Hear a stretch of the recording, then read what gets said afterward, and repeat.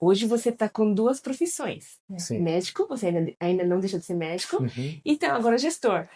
Qual o seu plano? O que você espera? Como é que você vai lidar? Porque é uma coisa que a gente fez medicina com muito amor e largar, abrir mão, o desapego é uma coisa que é muito difícil da gente fazer, porque a gente gosta do que faz e faz muito bem. Sim. Né? Ao mesmo tempo, uma vez que você assumiu uma segunda profissão no nível de comprometimento que você fez, É. puxa, demanda tempo. Sim. Aposto que você está trabalhando muito mais agora do Sim. que você trabalhava no passado. Tô. Não, acho assim, assim, por enquanto, assim, tá dando para dividir. Por que eu fiz? Na parte médica, também já tinha assim, atingido vários planos de ascensão de medicina. Então, por presidente de congresso, publicações, tudo assim, já tinha atingido algumas metas já. Então, minha meta atual em medicina hoje é fazer uma medicina clínica muito bem feita, né? Assim, continuar. Só que assim, eu dei um pouco de sorte porque eu consegui ficar super nichado, sabe? Então, assim, dentro do que eu faço da ressonância e tomografia, hoje eu consigo ainda estudar bem, profundamente, para aplicação clínica, não mais para pesquisa, mas para aplicação clínica do dia a dia, e consigo trabalhar bem, muito focado. Então, assim, realmente eu fechei o foco dentro da medicina para ficar bem nichado nessa especialização que eu fiz lá. Então, com isso, eu acho que eu consigo ainda levar umas 2 ou 3 horas por dia de medicina bem feita, né, para continuar fazendo bem feito. Se eu começar a comer essas 2, 3 horas por dia que eu uso na medicina, aí não tem jeito. Porque hoje, realmente, eu fico 2, 3 horas por dia com medicina e o resto do tempo, das outras 20 horas, 21 horas, eu fico na gestão financeira, assim, né? E hoje eu estudo muito mais mercado do que a parte médica, tirando essa partezinha bem específica da cardiologia que eu faço, né? Mas a minha sensação é que assim, eu vou acabar transicionando para virar um gestor full time, talvez assim, né? Não vai ter jeito.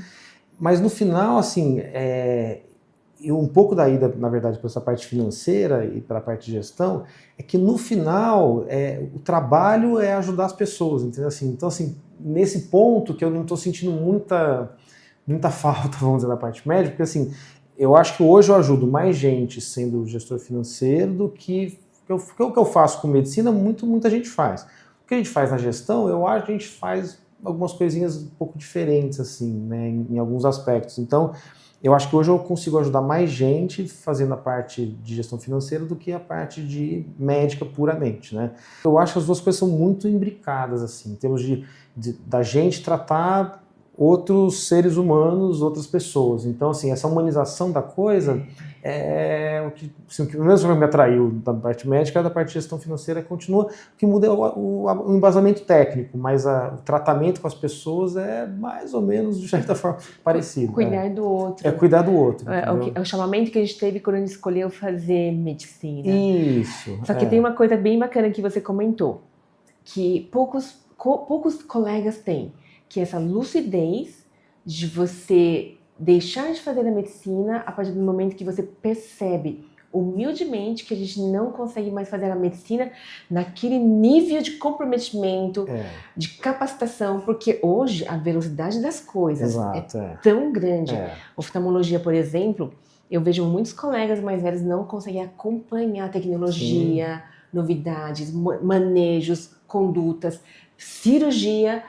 Só que o médico tem aquele negócio, acho que não sei se outras profissões também têm, de não admitir a tua incapacidade porque dói. Né? Dói o ego, dói o coração, puxa vida, eu não estou conseguindo. E continua levando na barriga, porque também não nutriu a possibilidade de ter uma outra paixão. Seria o plano B, seria uma transição. Então, são várias coisas que a gente está conversando aqui. O porquê que você escolheu o plano A e o B, essa lucidez de saber que talvez, eventualmente, você vai largar um dos lados, e por que vai largar, e também como é que transiciona. Sim, assim, essa parte, por exemplo, assim, hoje, por exemplo, se eu tivesse que fazer um consultório de cardiologia clínica, eu não conseguiria amanhã começar um consultório de cardiologia clínica, eu teria que fazer um monte de reatualizações, porque eu claramente estaria aquém, entendeu?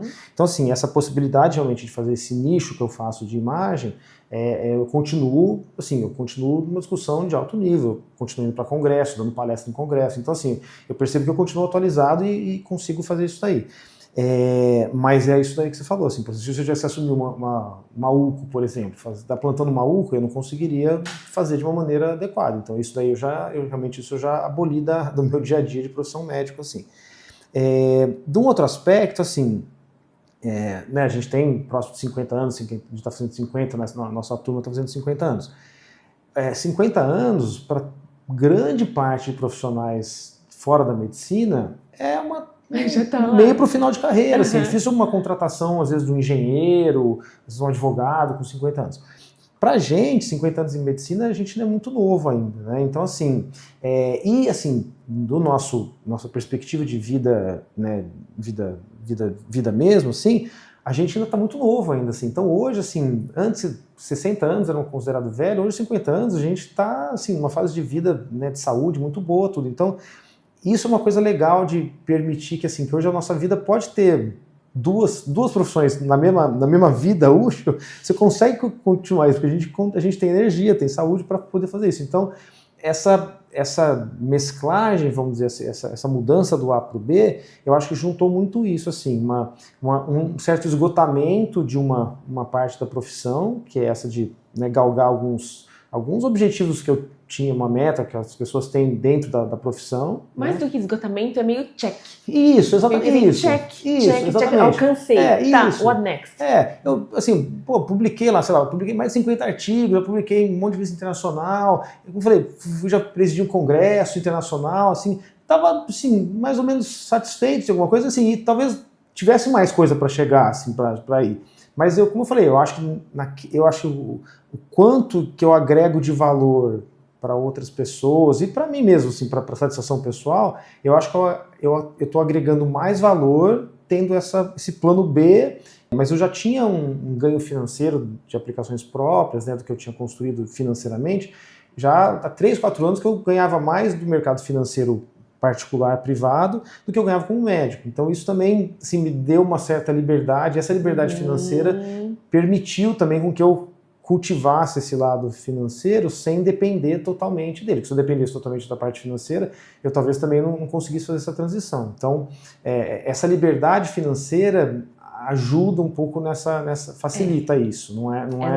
Não é uma realidade talvez para todo mundo. Assim, né? Essa sustentação do teu sonho. Isso. Sabe que eu estava conversando com a minha irmã hoje de manhã, que ela é advogada, ela trabalha na GV, na faculdade de Direito da GV, e ela faz 1000 outras coisas. E aí uma colega dela, uma amiga, questionou, por que você se mete em tantas outras horas? Meu, quantas horas você tem no dia e tal?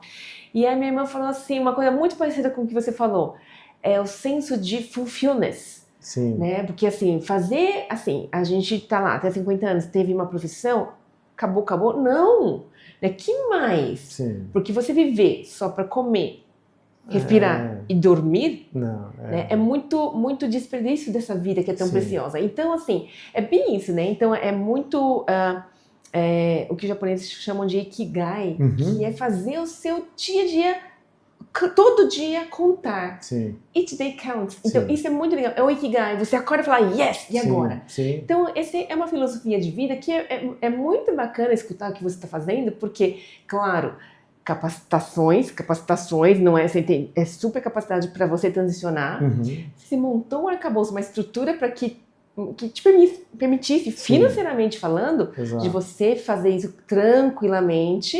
E essa lucidez. Então, são coisas, são pontos bacanas, porque assim, outra coisa que as médicas perguntam muito, se questionam ok, será que eu tenho que ter um plano B? Será que eu posso ter um plano B? Quão legal seria ter um plano B? Tá aí. Sim.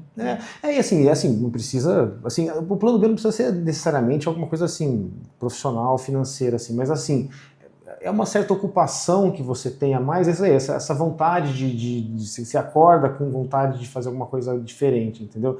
Não é pra todo mundo, tem gente que quer chegar com 50 anos, quer aposentar e vai ficar na praia. Netflix, assim. Mas assim, aí vai muito da motivação, assim. Eu acho que essa vida mais de fulfillment, assim, sabe?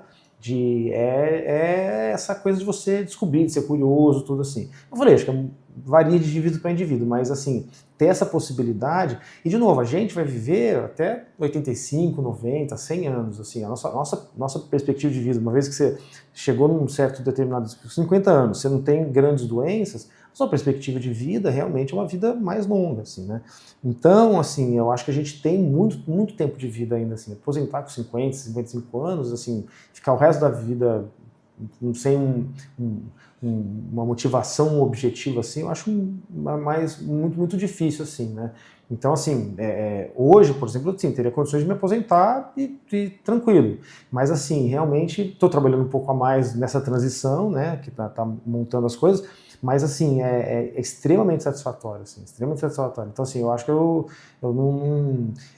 O plano B não precisa ser uma profissão nova, mas, às vezes, pode ser uma novidade na sua vida, né, ou algum hobby um pouco mais direcionado, alguma coisa assim, mas que te dê essa motivação, né, porque senão você vira, tem uma palavra em francês, eu acho que é bilododô, é um termo que isso aí, que você acorda, vai trabalhar, volta para casa, dorme, acorda, vai trabalhar, volta para casa e fica fazendo essa rotina, né, sem parar.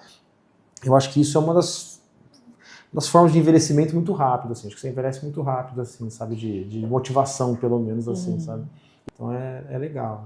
Ao mesmo tempo que você falou que os médicos, eles têm os privilégios de, com 50 anos, se achar novos, enquanto que a maioria das profissões no mercado, 50 anos já tá velho, tem dois lados disso, né, Júnior? Primeiro que, legal, né, podemos trabalhar mais 30 anos.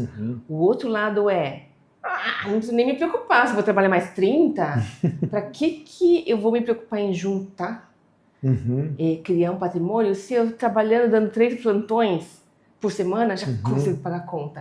Então, é uma arapuca isso também. Sim. E é uma coisa, é um gancho para a gente conversar sobre, nesse negócio de planejamento financeiro, qual que é a ideia de quando, por exemplo, eu trabalhei o mês inteiro, ganhei X reais, e eu estou, então, agora entendendo que eu preciso montar o meu patrimônio, porque até agora, com 50 anos, tostei tudo, não tenho nada guardado. Como é que eu faço? Porque eu não tenho ideia. Eu sei que eu trabalho, eu sei que eu pego lá no final do mês o dinheiro do caixa quando não mistura PJ e PF. Espero que a pessoa não tenha aprendido que não é para misturar PF e PJ, mas vai lá, que pegue a parte que lhe cabe mesmo. O que eu faço com isso? Sim. Qual que seria mais ou menos um roadmap básico? Sim. Pensa naquela pessoa que com 50 anos não tem nada. Tá.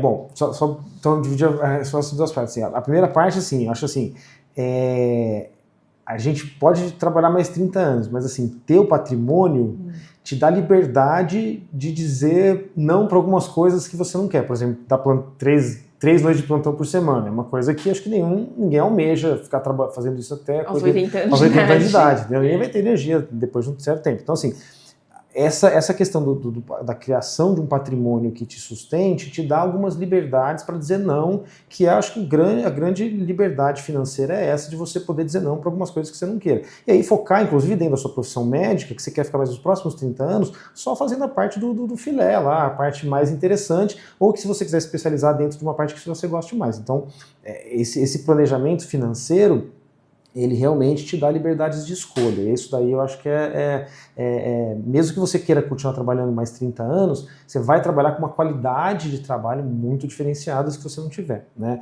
Bom, você chegou aos 50 anos e não teve isso ainda, eu acho que ainda há tempo, né? Porque, como eu falei, a gente ainda tem uma perspectiva de vida mais longa, então assim, você ainda tem um tempo de acúmulo um pouco maior. Mas, assim, essa organização do seu acúmulo, ele tem que ser quase uma contas a pagar, que você coloca isso dentro das outras contas, de escola, de moradia, de carro, de transporte, de lazer. Uma das contas é uma conta pessoal sua de criação de patrimônio que, na maioria das vezes, ele é feito para te sustentar quando você não tiver mais aquela capacidade de trabalho que você tem quando você é mais jovem. Então, assim, tem que ser uma coisa, tem que ter uma organização, não tem jeito, isso não dá para fazer o que vai sobrar, eu acho que mais ou menos tanto, não, é uma conta matemática simples, mas em algum momento da sua vida, quanto antes, lógico, melhor você fazer isso, mas você criar uma história aí de décadas aí que você vai ter uma meta para chegar.